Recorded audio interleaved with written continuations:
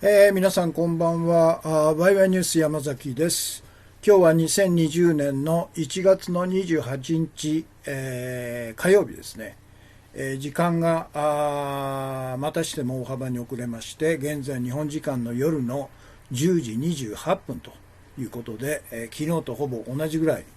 1時間半ぐらい遅れましたね。申し訳ありません。今日のメインテーマですけど、このコメント欄にアップしましたように、今の世の中に人間の価値と貨幣価値と金融商品には絶対基準がないのはなぜなのかと。これのナンバー1ですね。というのが今日のメインテーマです。今日のワイワイニュースライブの通算は2927回目ということで、途中で、中断することもなくですね、昨日問題なく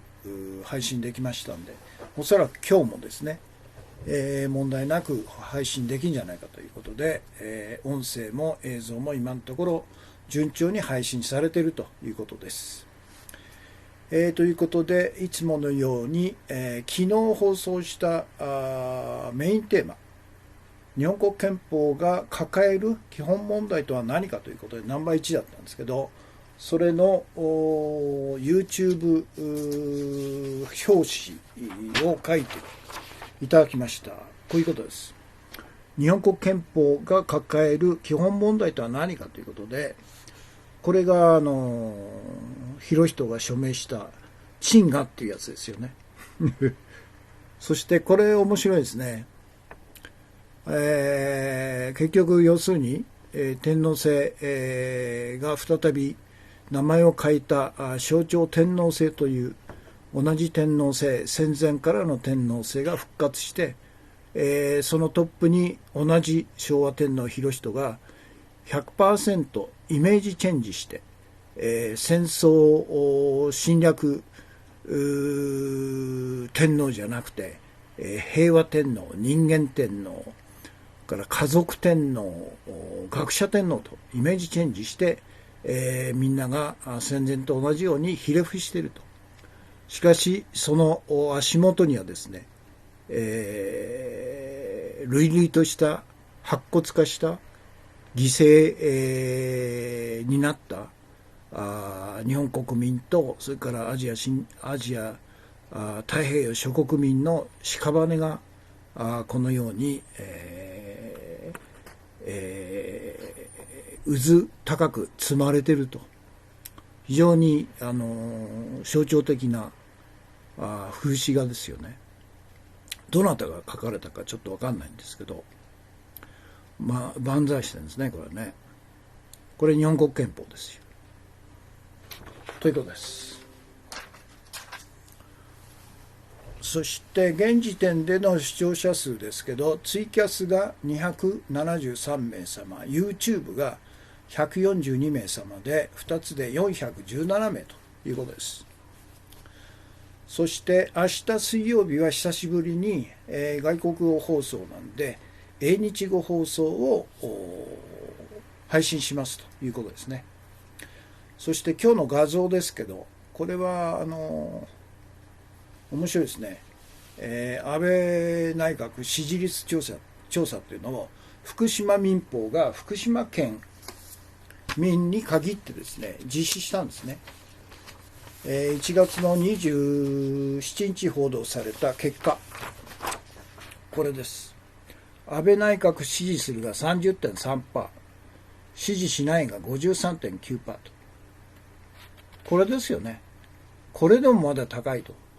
福島県民自体が、基本的にはかなり保守的な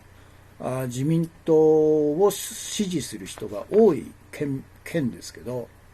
それでも支持するが 30.3% ということなんですね。それで、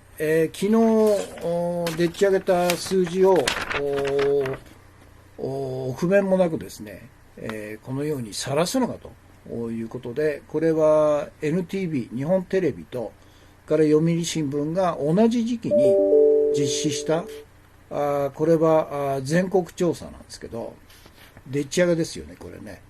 支持する 52%、支持しない 37%。これとの差、どっちが正しいんですかと。もう決まってますよね。ということは、日本のマスコミっていうのは戦前と全く同じなんですね。大本営発表によって国民を騙すということがずっと相変わらず続いているということでしょう。それから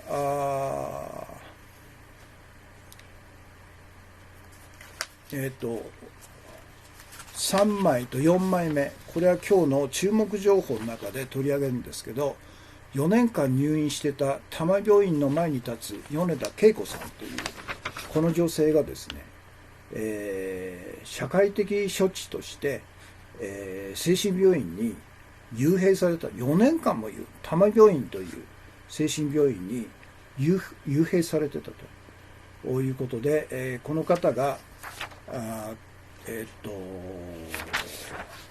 東洋経済新報社にですね、こういう手紙を書いたんですね。はじめましてと。で、多摩病院に入院している米田恵子ですと。私は2016年2月10日に、OD 丸資格をして入院になりましたと。入院形式は医療保護入院ですと。この3年5ヶ月間精神薬を一切飲んでいませんと。なのに面会テレは弁護士だけで、私の家族も3年間以上面会テレ退院を求めてますが、病院はいろいろ言い訳をして退院させてくれませんと。こういう手紙を書いたんですね。東洋経済新報社に。で、それを元にして、記事が出たんですね。これを今日の注目記事として、全文掲載して、これは第1回目なんですね。ということで、精神病院に4年間閉じ込められた彼女の壮絶体験と、入院は社会的制裁、市役所も児童相談所も同意という、これ1月、今日付の東洋経済オンラインですね。全文をアップしました。注目記事です。すごいですね。日本はね、この記事によると、精神疾患により医療機関にかかっている患者数は日本中で400万人を超えていると。そして精神病床への入院患者は約28万人と。精神病床はベッド数は約34万床あり、世界の5分の1を占めるとされると。異常ですよね。人口あたりで見ても世界でダントツに多いことを背景とし、現場では長期入院や身体拘束など人権上の問題が山積していると。本連載では日本の精神医療の抱える現実をレポートしていくという、非常にこれ注目すべき記事ですね。日本の黒い闇ですね、これ。アウシュビッツそのものでしょうね、これね。ということです。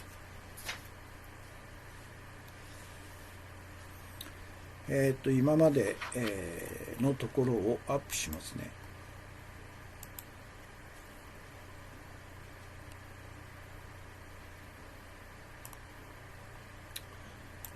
昨日のメインテーマの表紙ですね。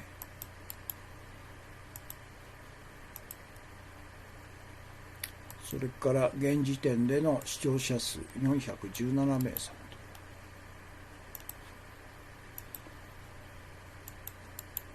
と。あとあれですね、ブログの記事を読まれている方がだいたい800名ぐらい毎日いらっしゃるんですね。ということで、全部で1000から1500名の方が放送とブログ記事を目にしているということですね。から明日の放送は久しぶりに英日語放送をしますということですね。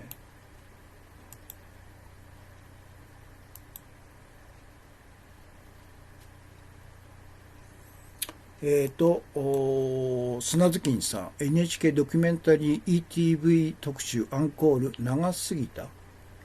入院と。これは精神病棟ですね。これは面白そうですね、NHK。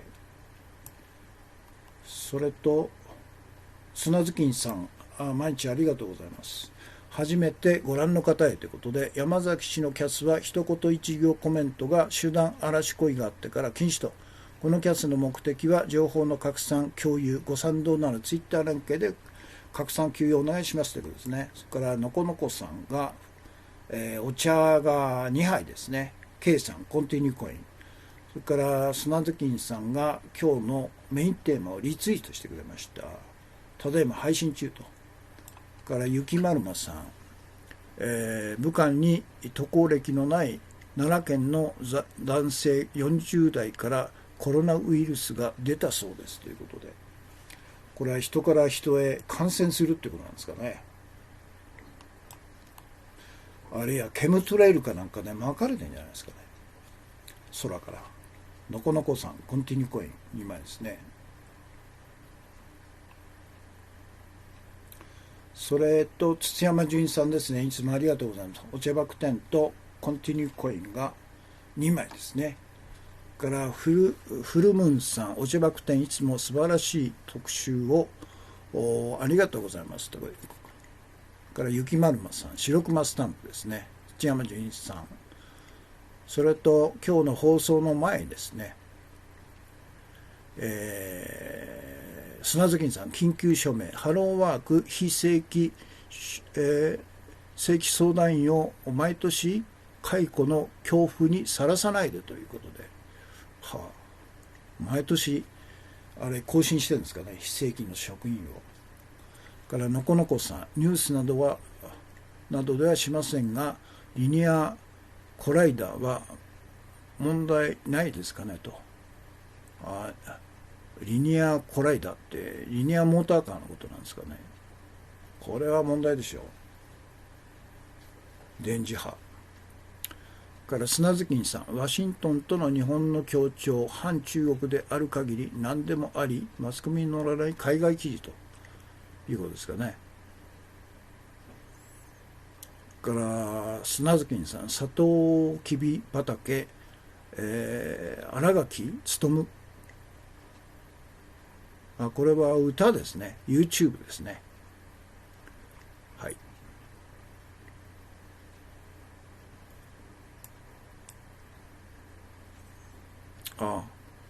砂月金さん、説明ですね。バセドウ氏病で精神病院長期入院ということですか。もう完全にアウシュビッツ化してますよね、日本の精神病棟は。異常ですよね。一旦入ったら二度と出てこれないというアウシュビッツですよ。ということです。そして今日の画像ですね。画像をアップしますね。今日の画像。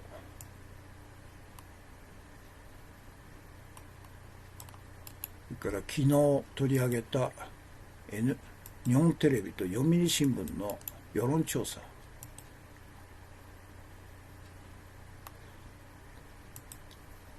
どっちがまともなのかというのは分かりますよね。だから日本には各県各地方に地方紙があるんで、この福島民報みたいに、自分の基盤にしている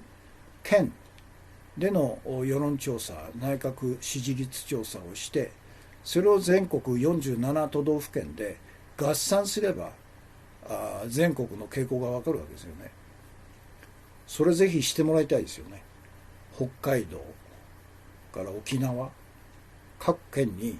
地方紙が顕在してますんで、その地方紙ごとに、その県民調査っていうか世論調査、内閣支持率調査をして、それを合算すればいいんですよね。そうするといかにこの全国規模で行っている共同通信とか時事通信とか各全国紙とかあるいは全国キーテレビ局が行っている内閣支持率調査がいかにデタラメかというのは分かりますよね。ということですね。そして、今日の注目情報で取り上げます日本の多摩病院、精神病院に4年間も強制入院させられ、その間に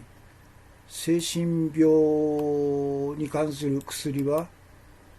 一度も処方されてないと。何のための強制入院かっていうの、これはもう社会的制裁ですと言ってるんですよね、病院の医師が。そしてそれを推進してるのが、地方自治体、それと児童相談所。この女性は子どもさん、との関係で、精神的なトラブルを起こしたということで、児童相談所とそれから市の担当、そして多摩病院の精神科の医師等々が関わってたんですね。そして手紙ですね。手紙を書いたから初めてこういう記事が外に出たわけですよね。でほとんどの長期入院されている方っていうのは外との連絡が取れないと、家族とも連絡が取れないと、そして手紙さえも書けないということで、まさにアウシュビッツですよね、これね。日本のアウシュビッツと言っていいんじゃないですかね。現代のアウシュビッツということです。ひどいもんですね。から今日の映像として、これ BBC ですね、BBC 日本語版で、日本語の字幕付きでアウシュビッツで何があったのかと。解放から75年ということで、解放されたのは1945年1月の27日、ソ連軍によってアウシュビッツ強制収容所が解放されたということで、それから数えて75年目が昨日だったんですね。それで、各地で、犠牲者への追悼の集会が行われたということで、この BBC の2分48秒の映像っていうのはよくまとまってて、よくわかりますね。アウシュビッツっていうのは1940年に建てられたんですね。ポーランドのナチスに占領されたポーランド。最初はポーランドの、反ナチ勢力とか政治家なんかを収容する小規模な収容所だったんですけど、1942年から大規模なユダヤ人を殺戮する収容所に変質したということで、45年解放されるまで130万人160万人かが収容され、そのうち130万人が殺されたというとんでもない、ところだったんですね。これぜひ見てください。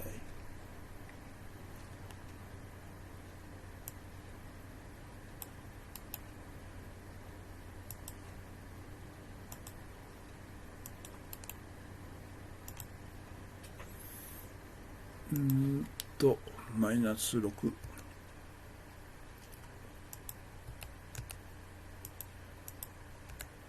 マイナス2、これでいいですね。 BBC、なかなかいい特集を組みますよね。そして2つ目の映像が AFP の映像で、動画新型ウイルス患者死者106人に中国の感染者4000人超えと、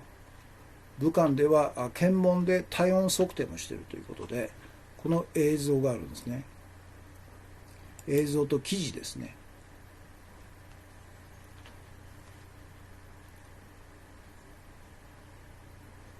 そっか。このホロコーストのアウシュビッツの BBC の映像に、添付されている簡単な説明書きですね。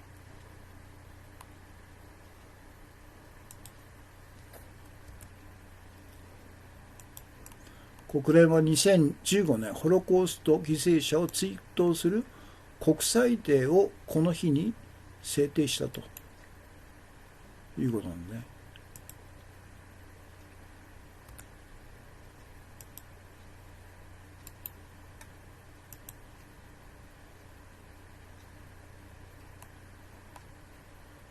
国連の国が抜けちゃったか。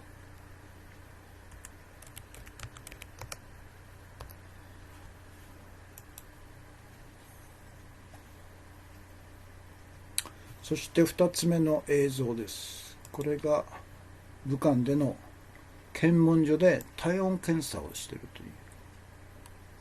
いう映像ですね。このままいくと東京オリンピックどころじゃないでしょうね。中止になるでしょうね。中止した方がいいですよ。あんな3兆円もかけてたった2週間のお祭りのために。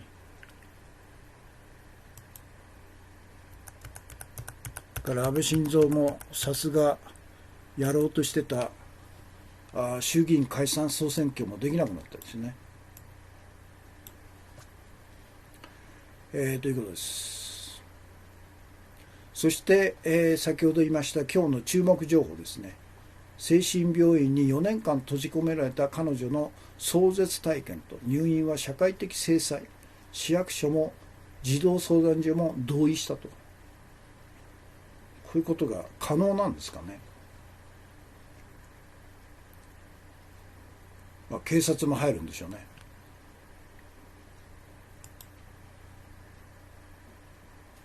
今日の注目情報、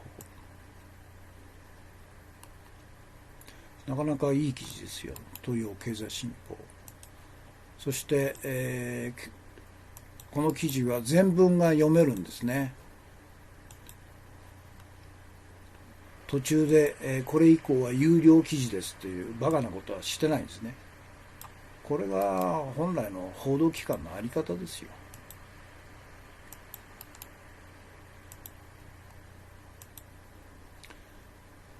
で、この記事が重要だと思うんで、ちょっと全文読みますね。記事、精神病院に4年間閉じ込められた彼女の壮絶体験。入院は社会的制裁、市役所も児童相談所も同意ということで、東洋経済オンライン、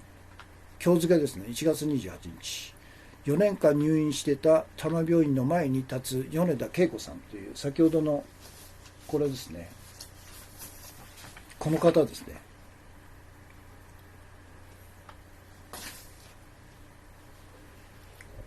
で、先ほど読みましたけど、精神疾患により医療機関にかかっている患者数は日本中で400万人を超えていると。そして精神病床への入院患者数は約28万人と。精神病床は約34万床あり、世界の5分の1を占めているとされると。数字は2017年時点。人口1人当たりで見ても世界でダントツに多いことで、を背景として現場では長期入院や身体拘束など人権上の問題が山積していると。本連載では日本の精神医療の抱える現実をレポートしていくということですね。で、まずは精神科病院の深い闇に分け入っていきたいと。二度とここから出られないと。世間では正月休みが明けたばかりの1月6日午前10時、米田恵子さん42歳は東京八王子市にある精神科病院多摩病院持田正彦院長から退院したと。2016年2月の入院からすでに4年近くの歳月が流れていると。まだ夢を見ているような感じで日常の些細なことがすごく幸せですと。この連載は今回が初回ですと。退院から10日ほど経った 1月半ば、取材に応じた米田さんはそう笑顔で話したと。病院では週に一度しか食べられなかった好物の麺類を好きな時に食べたり、少し夜更かししてテレビを見たりすることに幸せを覚える日々だという。何より一番の幸せは家族や友人と自由に連絡が取れることですと。逆に今の方が本当は夢で、目が覚めたらやっぱり現実は閉鎖病棟内のままだったと想像すると怖くなって泣き出しそうになりますと。入院している時は外で生活しているイメージが全くできなくて、声を上げて誰も助けてくれず、二度とここから出られないと思ったこともありましたからと。米田さんはそう振り返った後、語気を強めると、この4年間家族とは面会はおろか声を聞くことすらできませんでしたと。入院当時中学1年生だった次男は今では高校生、すっかり恋変わりをしていて成長が嬉しい反面、一緒にいられなかった悲しみもありますと。人生の貴重な時間を奪った病院のことは決して許せませんと。30代から40代にかけてのこの4年間、米田さんが長期入院を余儀なくされた背景には一体何があったのかと。米田さんには男の子2人、女の子5人の計7人の子供がいたと。そのうち長女と次女は離婚した夫が親権を有していると。で、2013年1月、地元の八王子児童相談所は生後数ヶ月の四女を保護したと。米田さんがうつ傾向にあり、一時パニック障害を生じて通院していたことから養育が難しいと判断したとみられると。その数日後、四女が救急搬送された病院で急死したと児童相談児相職員から告げられたと。乳児突然死だったと。入院の前年である2015年、彼女にとってショッキングな出来事が相次いだと。1月には生まれたばかりの5女が、次いで9月には3女が八王子児相に保護されていったと。つまり米津さんにとってみれば、その保護下で4女を亡くした児相に3女と5女も奪われたことになると。娘の中でも一番長くママをさせてくれた三女が小学2年生の可愛い盛りに奪われたショックは言葉にはできません。この時以来自分を責め、精神的に追い詰められてしまいましたと。その結果、精神安定剤などオーバードーズ、大量服薬したことで2016年2月に、多摩病院へ入院することになったと。あなたのことを信用していません。入院当初はすぐに退院できるものだと思ってました。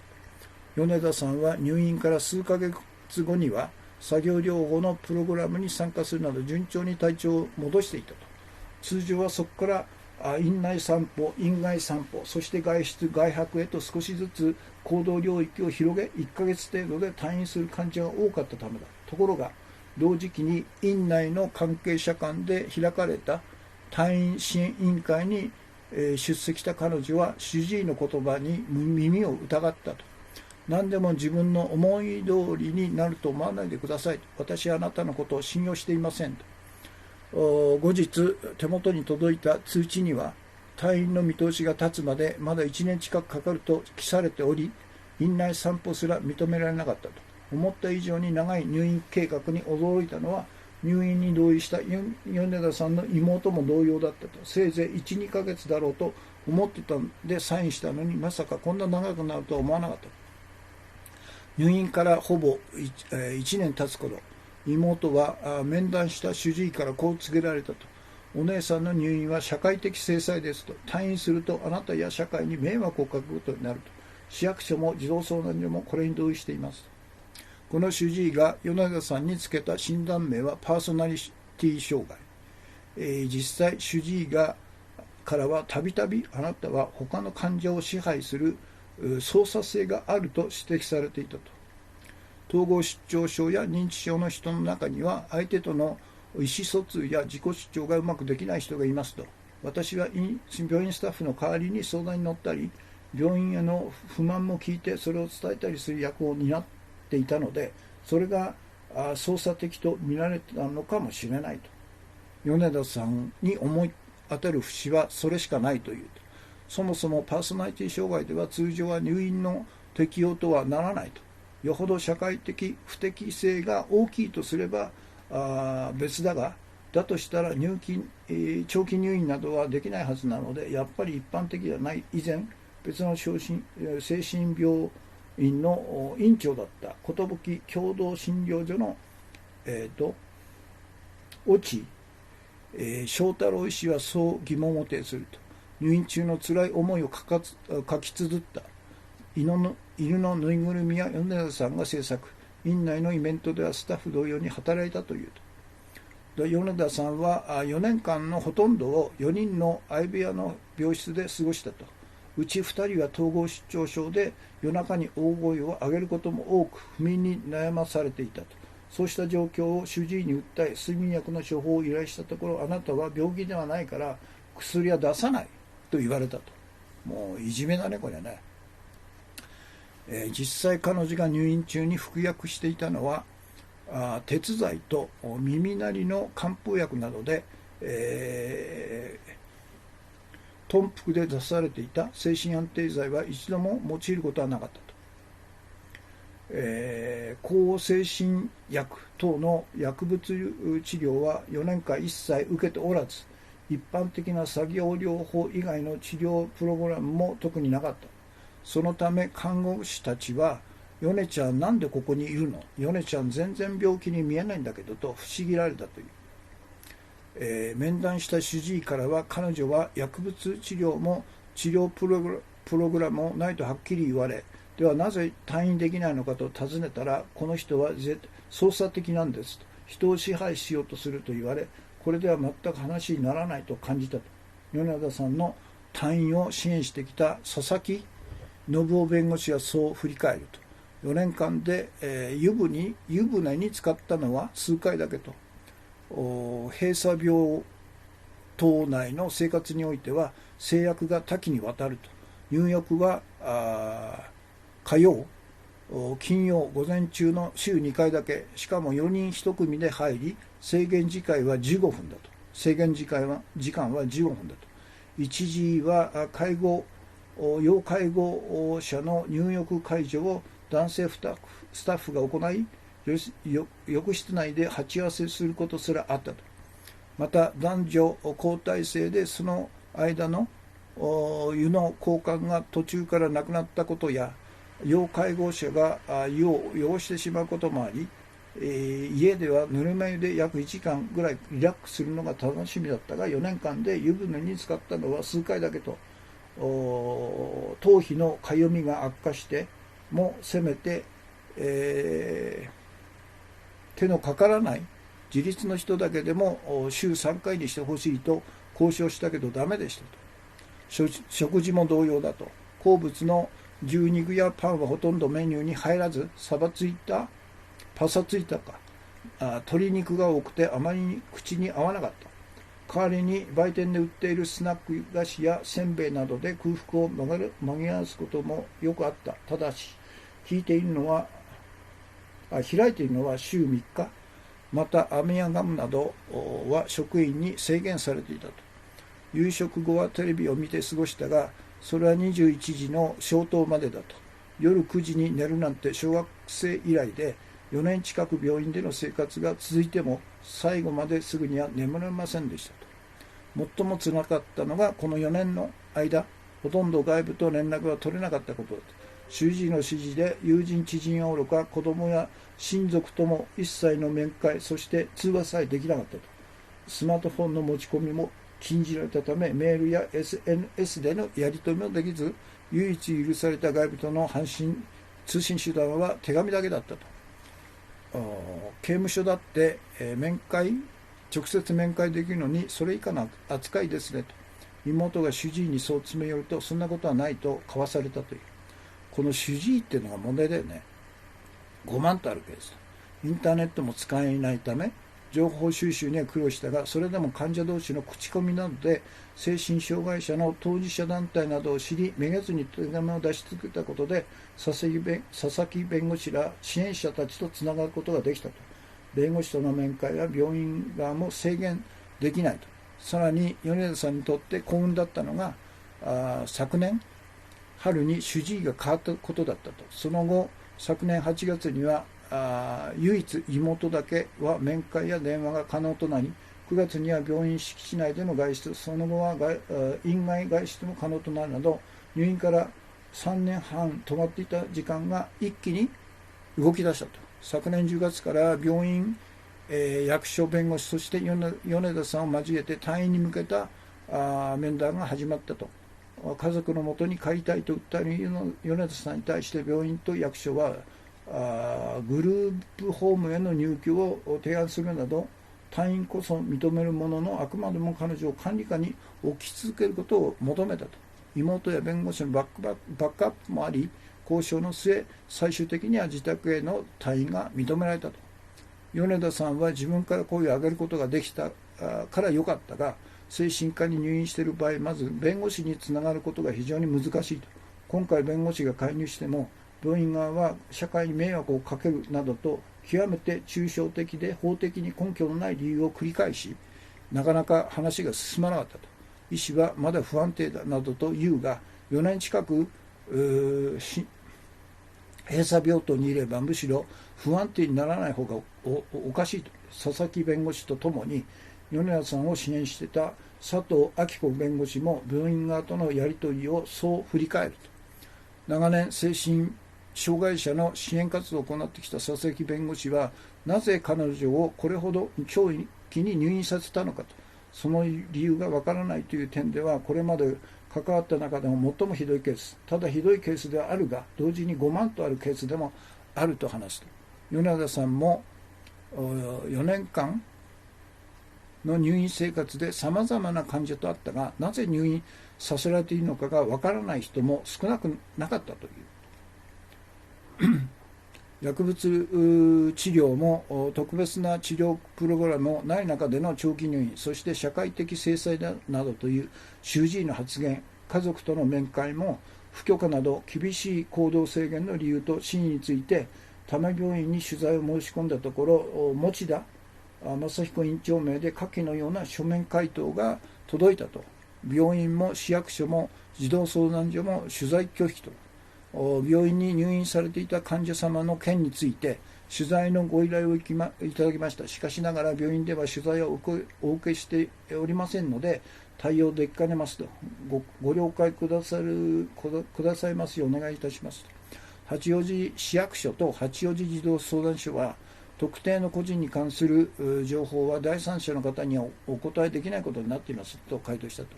次回は米田さんを4年にわたって社会から隔離した元凶ともいえる精神科特有の入院制度、医療保護入院の問題点について検討していくと。第2回に続くという、こういう内容ですね。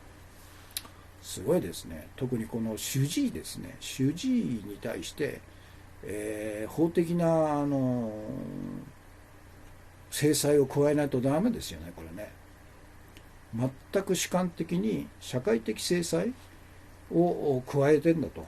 もしも米田さんを外に出したら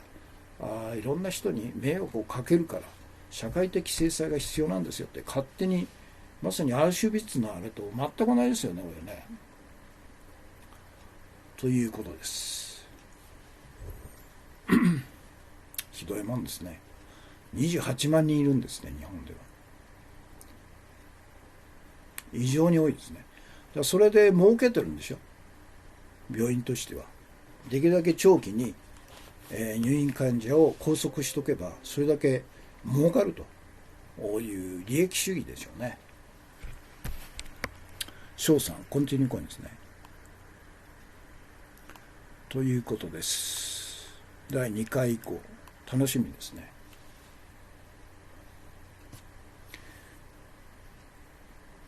でこれが今日の注目情報ですね。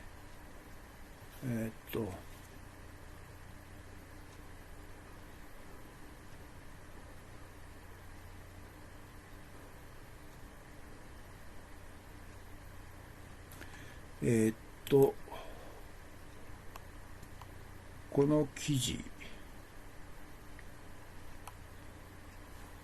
アップしましたっけ。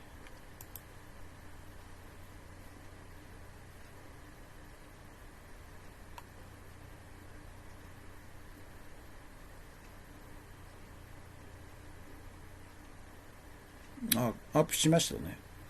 はい。そして、今日の一言か。これは昨日のメインテーマを簡潔にですね、分かりやすくまとめたもんなんですね。過失訂正版で1から13ありますので、ちょっと読みますね。まとめ、日本国憲法が抱える根本問題とは何か。ナンバー1、日本国憲法第1条に人間の尊厳の尊重という国家と国民の最高価値基準を規定せずに大日本帝国憲法と同じ天皇制を持ってきたと。これは大問題なんですね。から2つ目、これは解説したものです。それはなぜかというと、なぜ天皇制を持ってきたかと。第一条になぜ人間の尊厳の尊重という最高価値基準を持ってこなかったかということの理由ですね。それは日本国憲法を考案し起案し施行した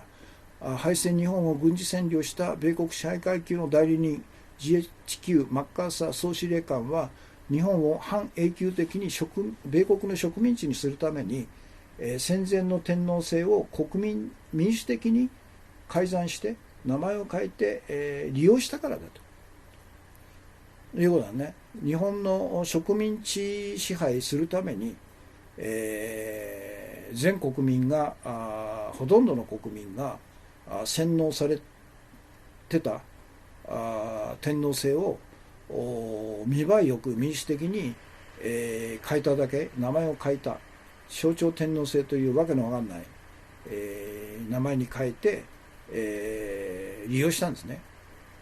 で3番目、これも新しく開出した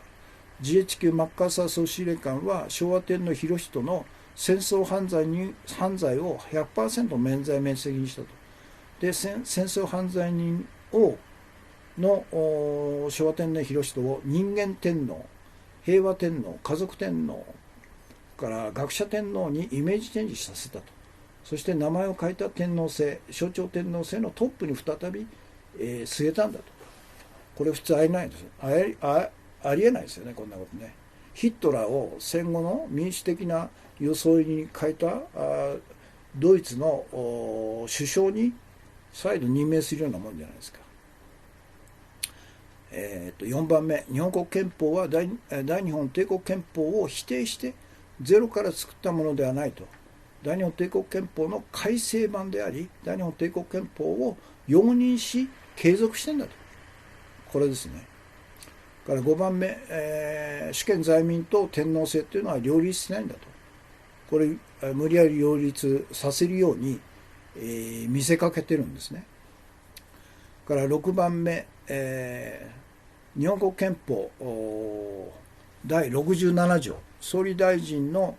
指名に規定される議院内閣制っていうのは、内閣総理大臣が立法と司法を一人で支配管理する、実は独裁制なんだということなんですね。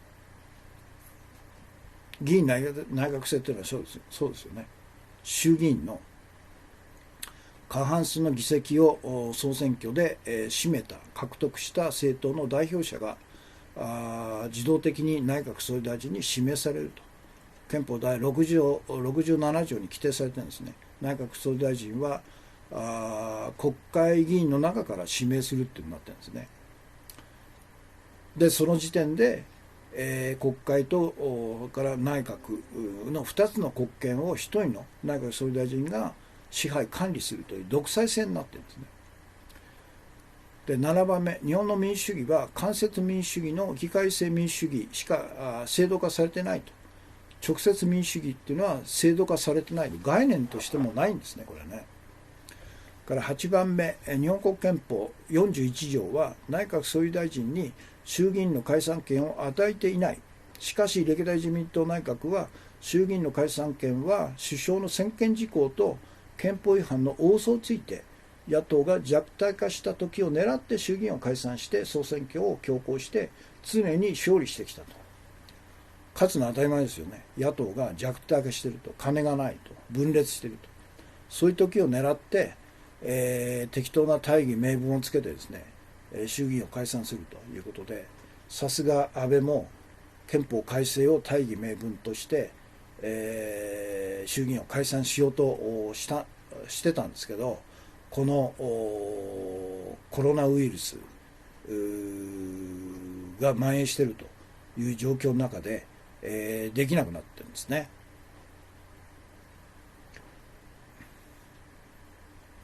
ですから戦後2度の例外を除いて自民党が日本の政治を独占してきた最大の理由はこれなんですよね。大嘘をついて憲法41条に違反して、衆議院の解散権は首相の専権事項であるということの大嘘をついて、誰も批判しない中で大義名分をでっち上げてですね、野党が弱体化しているところを狙って、総選挙を仕掛けると、勝つのは当たり前ということですね。それからそして9番目、日本国憲法同じ第41条は内閣に法案の規範権も国会の提出権も与えてないと。しかし全ての法律は内閣によって規範され国会に提案され成立していると。これ大問題ですよね。憲法第41条、内閣は国の唯一の立法機関であるというふうに書いてあるんですね。だから立法機関ということは当然ながら法律の規範を含めて全ての立法に関する全ての作業職務は国会にあると。内閣にはないんですよ。だから内閣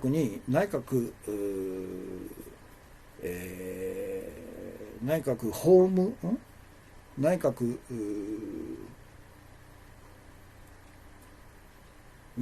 法務局でしたっけ、衆議院と参議院に、内閣法制局があるのは当然なんですけど、なぜ、法律の規範権も議会の提出権もない内閣に内閣法制局があるのかと。でしかもこの内閣法制局が憲法の番人みたいに、わざと言ってるわけですよね。だから憲法違反なんですよ。内閣法制局が内閣にあるっていうのは矛盾してるんですよ。砂月さん、加山里香さんみたいな精神科医ばかりだといいのにまるで731部隊ですねという。だから日本の精神科医の養成プログラム自体がなんかおかしいんでしょうね、これね。まともな精神科医が登場しにくくなってるってことなんじゃないですかね。から10番目、日本国憲法例えば99条ですね。公務員の憲法尊重の義務は違反した者に対して罰則規定がないから憲法違反を繰り返すと、憲法破壊を繰り返すと、憲法違反を繰り返すとしても何の罰則もないから堂々とやってるという異常な国になってるんですね。から10番目、日本国憲法例えばこれは10番目やったのか、罰則規定がない。11番目、日本国憲法例えば憲法第25条の生存権の保障は規定する保障を実行する義務を政府に課してないと。そうなんですよね。ただ理念を言ってるだけで、最低限の衛生的文化的な最低限の生活を保障することを規定したのが憲法第15条なんですけど、生存権ですね。でもそのことを政府に義務化してないというで、それを達成しない政府に対して罰則を課するということもしてないですね。から12番、日本国憲法81条、立法審査権。81条で最高裁判所に立法審査権を与えているというのが、憲法の番人の職務を放棄してるんですね。で、本当の憲法の番人である憲法裁判所を日本も創設すべきなんだと。いうことなんね。で、13番目、日本国憲法第98条、憲法の最高法規制と条約及び国際法規の遵守は、外国と締結した条約と憲法の関係を規定しない、わざと規定してないんですね。で、実質的に違い法権がしているということで、安保条約とか、あるいは日米地位協定というのが憲法の枠外にあるということで、誰もいじれないようになっているわけですね。これの根拠っていうのは98条なんですよ。第2項なんですよ。で、外国との条約や協定は全て憲法のもとに包括されると。憲法のもとに外国との条約あるいは外国との協定は全て憲法の中に包括すべきだというのは当たり前ですよね。というのがまとめです。昨日のまとめ。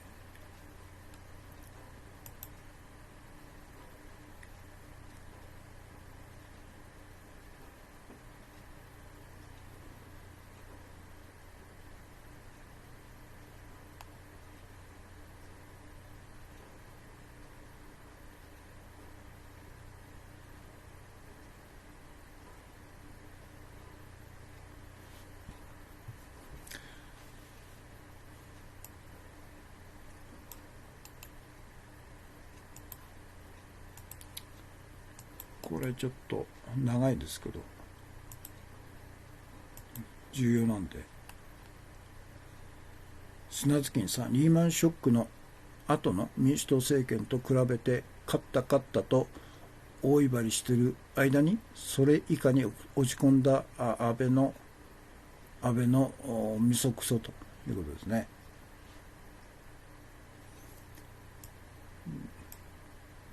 だから野田と共謀して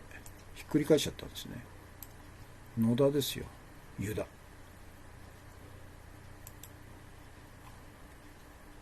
2番目、なぜかというと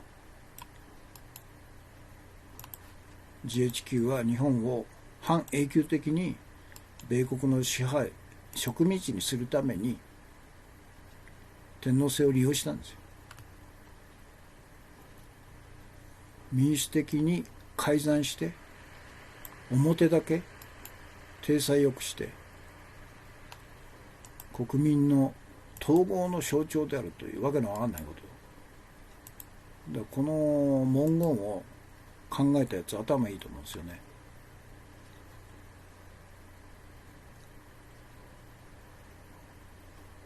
2、3、マッカーサーはそのために昭和天皇裕仁の戦争犯罪を 100% 免罪免責したと。で、彼のイメージチェンジを 100% 行って、で名前を変えた天皇制、象徴天皇制のトップに再び据えたとですね。4番、日本国憲法は大日本帝国憲法を否定してゼロから作り直したんじゃなくて、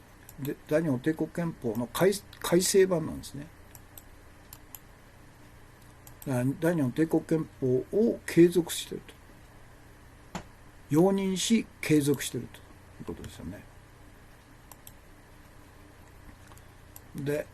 5番目、主権在民と天皇制は両立しないと。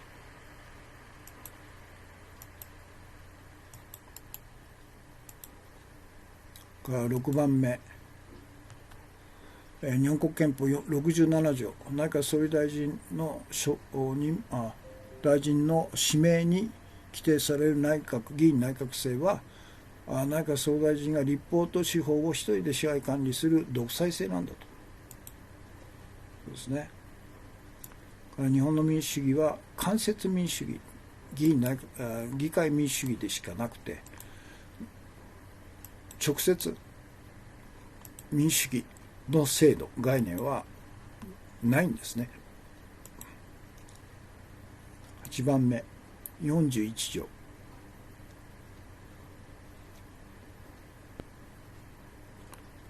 これは41条、国会は国権の最高機関であるという規定に従えば、国会の下に位置する内閣の長でしかない内閣総理大臣が国権の最高機関である国会を自分の勝手な理由で解散なんかできっこないと大嘘をついてるんですね、憲法違反で。この解散権が首相の専権事項であるという大嘘によって野党が弱体化している時を狙って、衆議院を解散して総選挙をすれば勝つのは当たり前だとですね。それから内閣、同じ憲法第41条、国会は国の唯一の立法機関であるという規定に従えば、法律の規範と国会の提出権というのは内閣ではなくて国会議員にあるんですね。しかしながら全ての法律は歴代自民党政権が法案を規範して、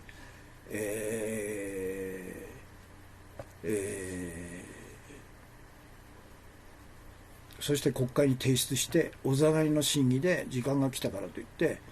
委員会強行採決してで本会議に出すと、それの繰り返しで成立してるんですね。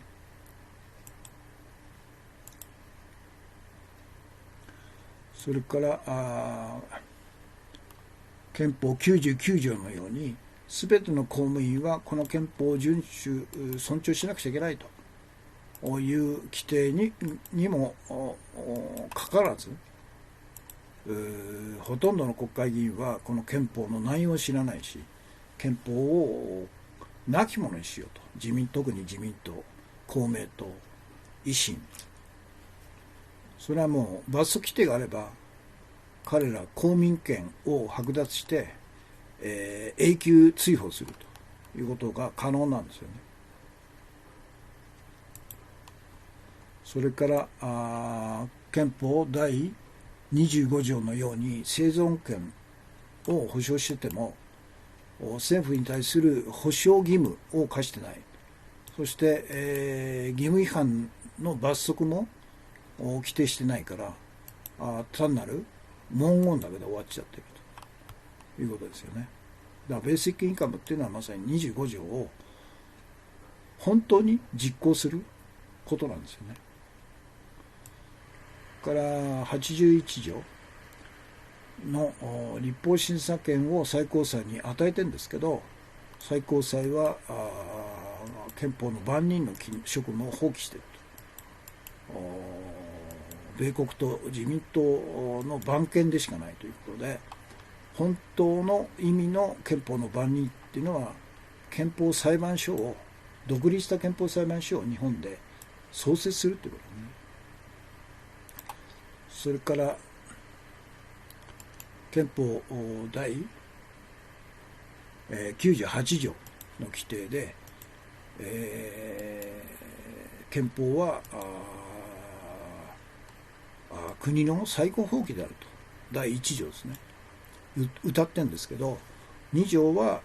外国と締結した条約とか国際法規は遵守しなくちゃいけないと。それじゃあ憲法とそれから条約との関係は何かっていうのをわざと曖昧にしてるんですね。で結局は安保条約とか日米安保条約とか日米地位協定が憲法の枠外にあるということを規制化しちゃって治外法権化しているということですね。で以上13ですね。そして今日の推奨図書の朗読ですね。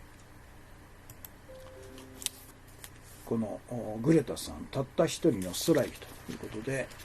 今日読むところは第20回目ですね。コンピューターに追い越される日というところですね。地球が地軸を1回転し1日が完成するのに23時間56分 4.091 秒かかる。時折少し早くなったように感じるが、この速度はミリ秒単位まで正確だと。一方、間違いなく速度が増して回転しているものがあるんです。例えば私たちの生活と。私が幼かった頃、コンピューターは絶対に人間の代わりにはなれないと言われていたと。チェスを見ろと。コンピューターは人間には勝てないんだぜと。でも1990年にシーカーツ・ワイルという男が現れて、コンピューターの性能は毎年2倍ずつ向上しているので、理論上1998年までにコンピューターがチェスの世界チャンピオンを任すだろうと予言したと。そして1997年5月、当時の世界チャンピオンガリル・カスパロフが IBM 製のコンピューターディープブルーに敗れたと。予言が的中したことになると。レイ・カーツ・ワイルは現在 Google の開発責任者であり、アフリカの田舎に住んでいてもスマートフォンを使いこなせる子どもの方がほんの20年前のアメリカ大統領よりも多くの情報にアクセスすることができると主張していると。彼によると、コンピューターが人間の知性を超えるのも時間の問題。2020年までには明らかになる数学的自明だそうだと。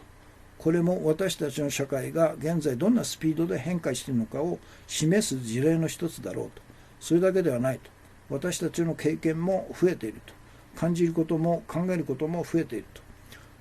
ソーシャルメディアで社会問題を議論するスピードと拡散力は1990年代を古い農耕社会のように感じさせると。とどまるものは何もないと。すべてが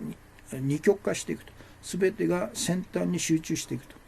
私たちの生産量は増える一方、消費量も増える一方、人間は何かを始めるともっともっとやらずにはいられないのだ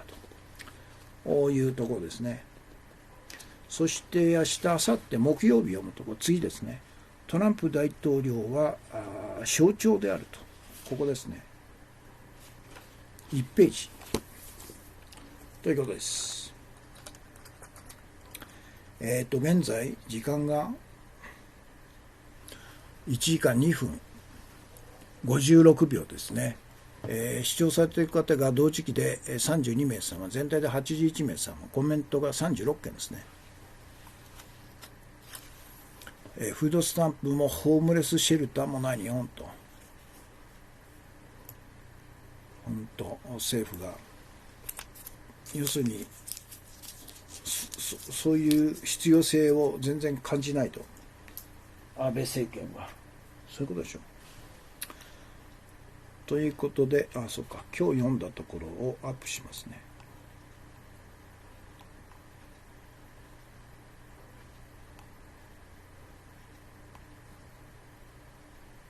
推奨本。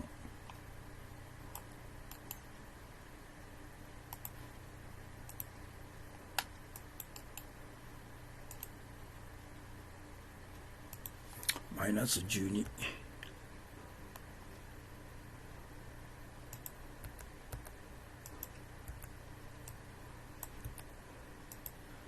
ここですね。そして今日のメインテーマですね。今の世の中に人間の価値と貨幣価値と金融商品には絶対基準がないのはなぜかと。ナンバー1ですね。この世の中は日時ですね。時間とか日にち、長さ、広さ、重さ、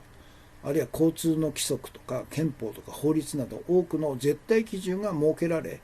全員が守ることで人間生活、社会生活、国際関係がスムーズに営まれているということですね。絶対基準があるからみんな守るわけですよね。赤信号で止まって左側通行、あるいは長さ1センチの長さ、あるいは1平米の長さ、あるいは1グラムの重さから1分とか1日、1年は365日、等々ですね。あるいは憲法があると、あるいは法律があると、絶対基準があるから全ての人が守ることによってスムーズな社会生活、国民生活、国際間の関係が営まれているということなんですね。しかし人間の価値の絶対基準である人間の尊厳の尊重っていうのは全員が守るべき絶対基準、絶対価値としてはいまだに認知されてないと。で毎日簡単に人間の尊厳が破壊され、多くの人が殺されたり、多くの人が貧困に、打ちのめされたり、多くの人が難民になったりしてるわけですよね。また貨幣価値、貨幣ですね、それから金融商品には絶対基準は存在しないと。絶えず変化してるんですね。一秒一刻変化してるんですよ。相対価値しか存在しないと。それはなぜなんだということです。まずなぜ人間の尊厳の尊重が絶対基準として認知されないのかと。この問題ですね。なぜ各国の憲法の第一条に人間の尊厳の尊重が規定され、その国の政府と公務員に遵守すべき義務を課していないのかと。ドイツだけですよね。憲法第一条に人間の尊厳を尊重することは最高の価値であり、国家権力の義務であるというふうに明快に、規定しているのはドイツボン憲法しかないんですね。なぜかと。なぜならば人間の尊厳の尊重が憲法の中で絶対基準となり、政府と公務員と国民が遵守すべき最高価値となったら困る支配階級が存在するからだと。世界と各国に存在しているからだ。そうなんですよ。なぜならば現在の世界と各国を支配している支配階級は人間の尊厳を破壊して国民を支配し搾取することで肥え太っているからということだね。だから人間の尊重を絶対基準として、各国の憲法の中に入れ込むと彼らは困っちゃうんですね。でこの状態を解決する唯一の方法は何かと。それは我々革命派市民が人間の尊厳の尊重こそが最高の価値基準であると主張して各国で市民革命運動を起こして現在の既存の支配階級を打倒して市民革命政権を樹立して市民憲法を制定することなんだということなんね。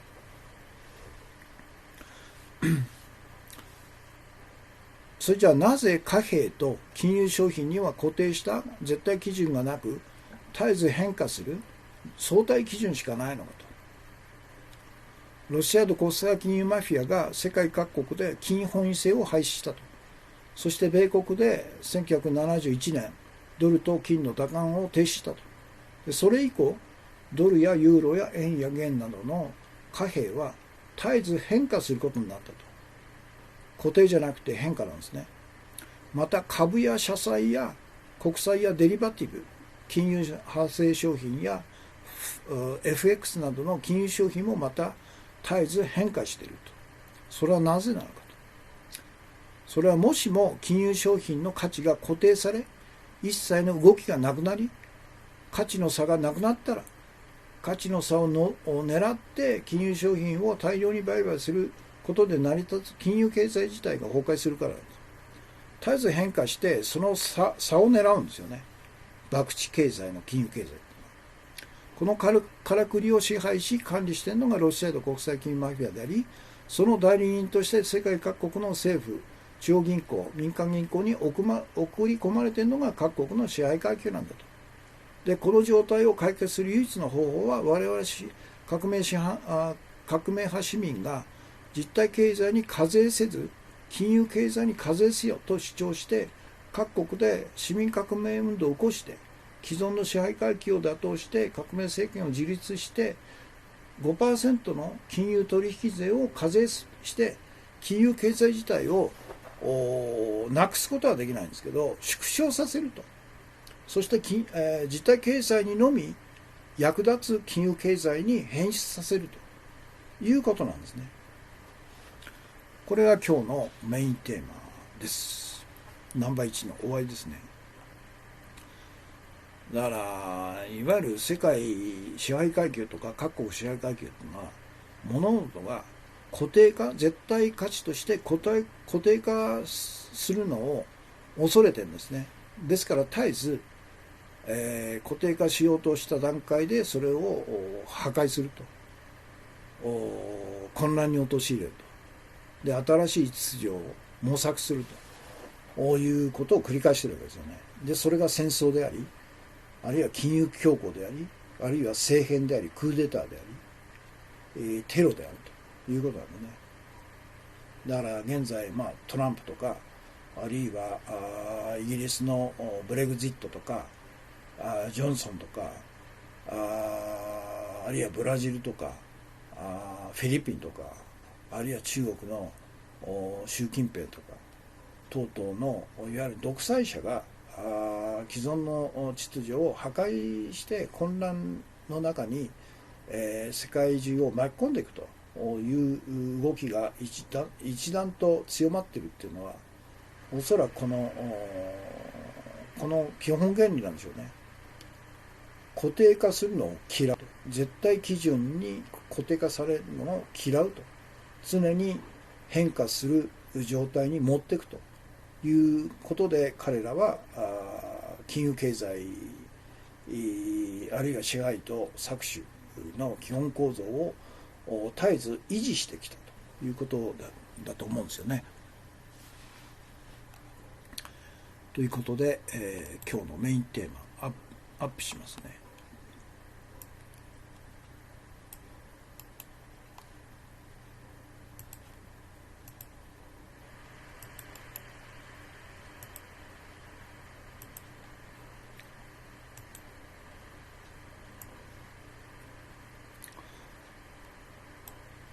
だから世の中がスムーズに運営されるってことは、みんなが守るべき絶対基準があるからなんですよね。それが一つでも崩れると大混乱になると。いわゆるちゃぶ台返し、そうですよね。既存の秩序を、ちゃぶ台をひっくり返しちゃうと。だからトランプがやってるのはまさにそうですよね。ジョンソンもそうでしょう。これはもう単に偶然じゃなくて、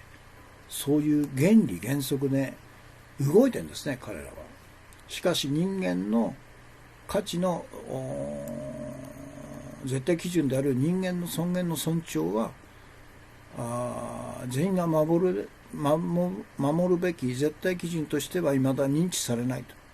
で毎日簡単に破壊され、多くの人が命を落としたり不幸になっていると。それはなぜなのかということですね。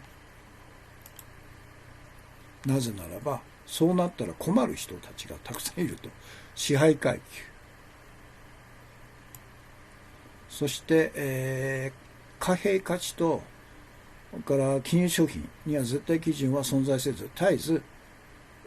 変動する相対価値しか存在してないということなんですね。でまず人間の絶対価値、なぜ人間の尊厳が絶対基準として認知されないのかと。それは認知され、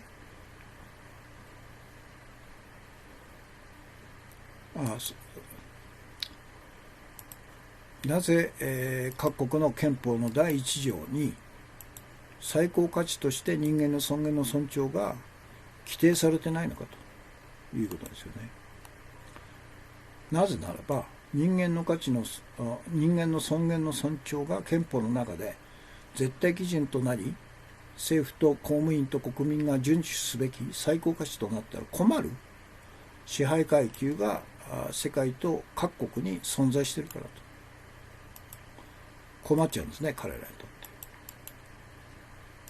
て。なぜならば現在の世界と各国を支配している支配階級は人間の尊厳を破壊して国民を支配搾取することで成り立っていると。声太ってるからと。だから存立基盤がなくなっちゃうわけですよね。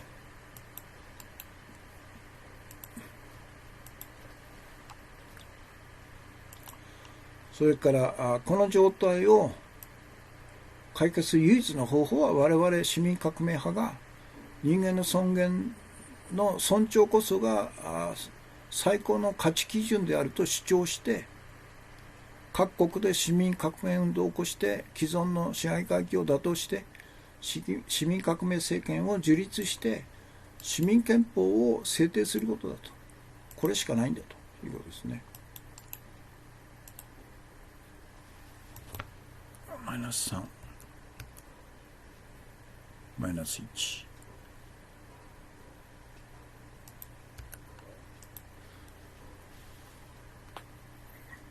中半3193コンティニューコインですね。ありがとうございます。じゃあなぜ、貨幣と金融商品には固定した絶対基準がなく、絶えず変化する相対基準しかないのかと。固定したら困る人がいるんですね。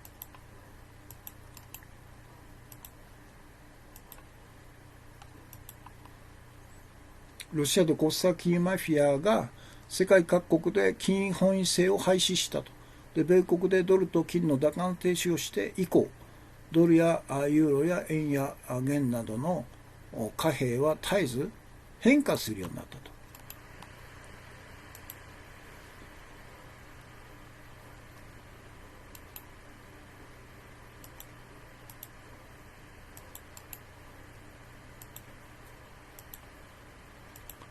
それからまた株や社債や国債やデリバティブ、金融派生商品や FX などの金融商品もまた絶えず変化している。それはなぜなのかと。変化によって生じる価値の差、価格の差を狙って大量に売買することで成り立つ金融経済そのものの存立基盤そのものなんですね。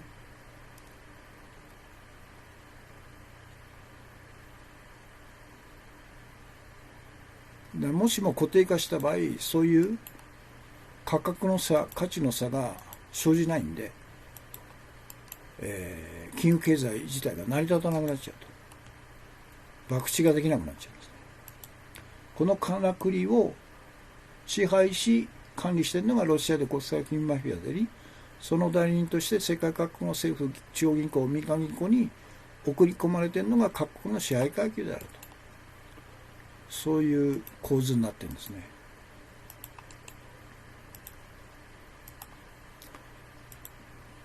で、この状態を解決する唯一の方法は、我々市民革命派が実体経済に課税せず、金融経済に課税せよと主張して、各国で市民革命運動を起こして、既存の支配階級を打倒して、市民革命政権を樹立して、5% の金融取引税を課税すると。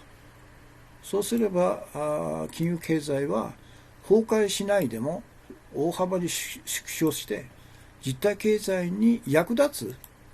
つ金融経済に変質するということですね。これが今日のメインテーマです。ということで、もう1時間10分ですか、19分か12秒ですね。34名様、全体で89名様、コメントが52件ですね。トピックス、安倍内閣支持 30.3%、県民調査前回比 11.1 ポイント減ということで、福島民報ですね。だから各地方紙がやればいいんですよ、これ。で、全体を合わせてやれば、いかに全国レベルで行われている共同通信とか時事通信とか全国紙とか、あるいは全国キーネットテレビ局がやってる安倍内閣支持率調査がいかにでっち上げのデタラメかっていうのが分かりますよね。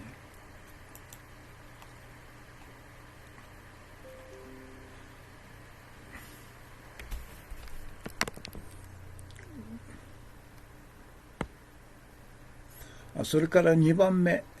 高額な製薬マネーは正当な対価クエスチョンマーク中立性に懸念広がると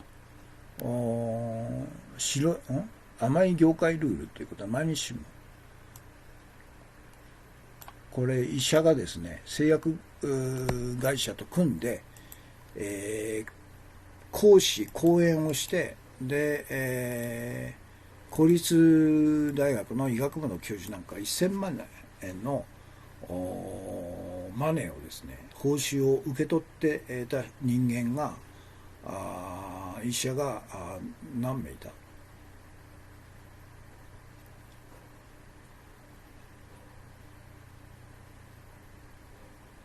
製薬マネーを15人だ。国公立教授らが2018年度に15人いたと。1000万円超の報酬講師謝礼を受領してた国公立大学教授らが15人いたと。で私立大を含めると32人。すごいですよね。金に汚いってことなんですね、医者っていうのは。製薬会社と結びついたらもう抜け出せないんでしょうね、居心地が良くて。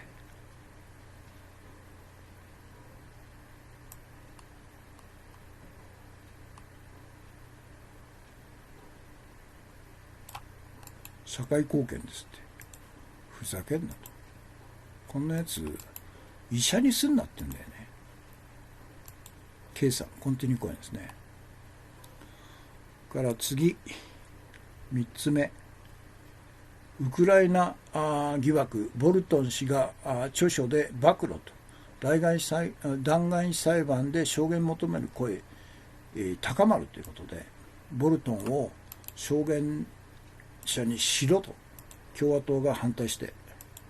トランプが反対しているにもかかわらず当然ですよ。だからボルトンがいたんだもんね。知ってるんですよ。だからウクライナの大統領に対してウクライナへの軍事支援300億円、をちらつかせて、バイデン副大統領とその息子の疑惑の調査をしてくれれば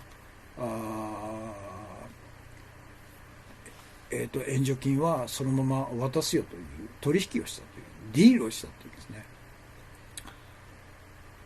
これでなんで彼が権力乱用で有罪なんないのか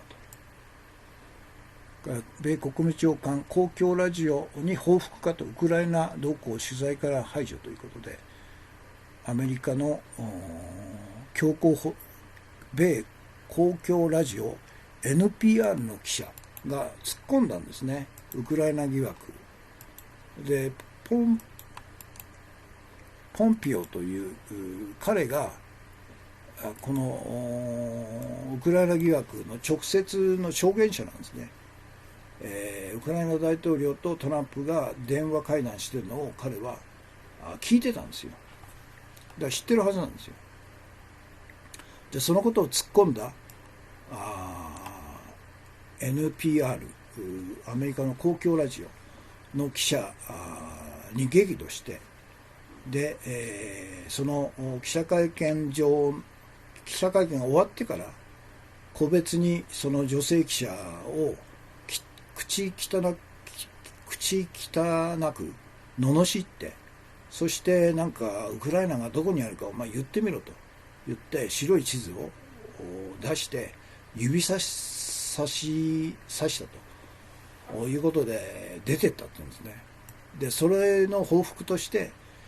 ウクライナに、ポンペオが専用機で行く取材旅行に NPR の記者同行は許さなかったという報復をしたということですね。とんでもないですねこいつ。から遅すぎた対応、東京五輪、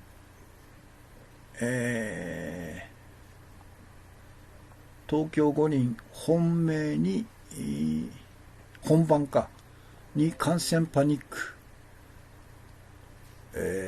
襲来の危機という日刊現代。だから本番自体が中止になるでしょうね、このままいけば。各国から来ないでしょ。何百万人が東京に集中するなんてことはみんな抑制するんでしょうね。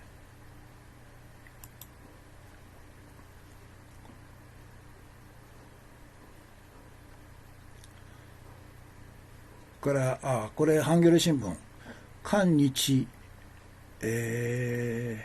葛藤に、新種コロナまで、弱り目にたたり目の日本観光業界ということで、そうなんですね、韓国からの観光客が激減している上にコロナウイルス騒ぎで、中国の観光客も激減するという記事ですね。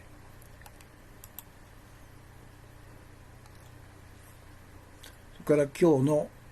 重要情報ですね。安倍首相が地元でも桜を見る会前夜祭と同じ有権者買収かと、プーチンも招いた大谷山荘でビール飲み、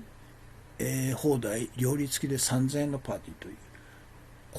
う最高級旅館で3000円で飲み放題っていうのはありえないでしょうね。だから買収してるんですよ。マイナス11リテラです